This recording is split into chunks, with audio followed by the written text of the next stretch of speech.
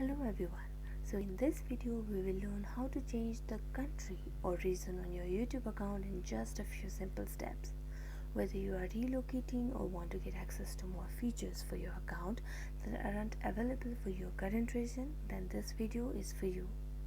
So the first step that we'll do is to open the YouTube mobile app on our iPhone or Android device and make sure you are logged into your YouTube account.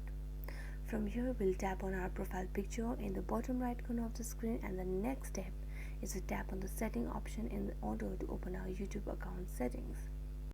After that, we'll tap on general, and that's going to get you to this page.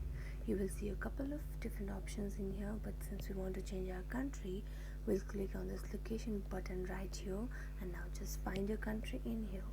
You can even change it to some other location if you want to get access to some features that aren't available in your country. That's it for this video. Thanks for watching.